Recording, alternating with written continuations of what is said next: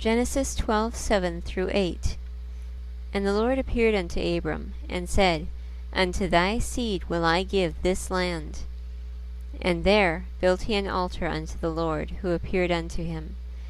And he removed from thence unto a mountain on the east of Bethel, and pitched his tent, having Bethel on the west, and Hai on the east. And there he builded an altar unto the Lord, and called upon the name of the Lord. After Abraham obeyed God, God spoke to him again, and he reaffirmed the blessing that he had promised earlier. Oftentimes, God shows up when we obey him. Jesus said in John 14:21, He that hath my commandments and keepeth them, he it is that loveth me, and he that loveth me shall be loved of my Father, and I will love him, and will manifest myself to him. Do we want the blessing of his presence and the power of his Spirit in our lives? That can only come when we obey him. Psalm 14:2. The Lord looked down from heaven upon the children of men, to see if there were any that did understand, and seek God. He is still looking for those who will seek and follow him. He found that in Abraham. Will he find that in you and me?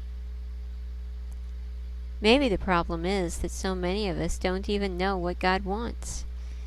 We have the Bible. If you don't know God's will, then that is where you start looking to learn it. The 10 Commandments are in Exodus 20:3-17. Jesus' teachings are in Matthew, Mark, Luke, and John. The book of Romans teaches about faith. James tells us how to put our faith into action. And the list goes on. The 66 books of the Bible are chock full of instructions on how to please God. We have it much easier than Abraham did, because we have the Bible. He didn't. Hebrews 12:1-2 says, Wherefore, seeing we also are compassed about with so great a cloud of witnesses, let us lay aside every weight, and the sin which doth so easily beset us, and let us run with patience the race that is set before us, looking unto Jesus, the author and finisher of our faith, who for the joy that was set before him endured the cross, despising the shame, and is set down at the right hand of the throne of God.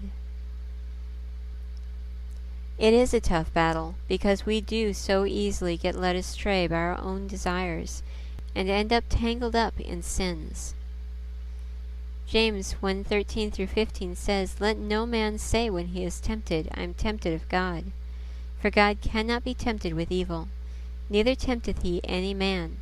But every man is tempted when he is drawn away of his own lust and enticed.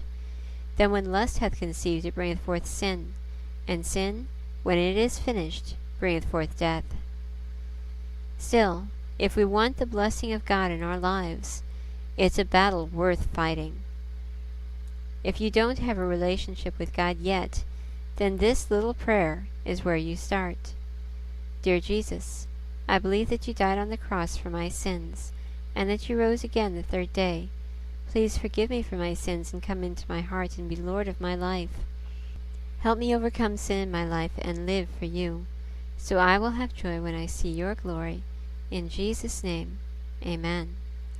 Get a Bible and start reading it to learn more of His will so you can live out His holiness in your life. If you are interested in understanding the story of Jesus' life better, you might like Emmanuel by April Marie. You can check it out at any of these websites, also included in the video description. Thank you for watching. May you please God.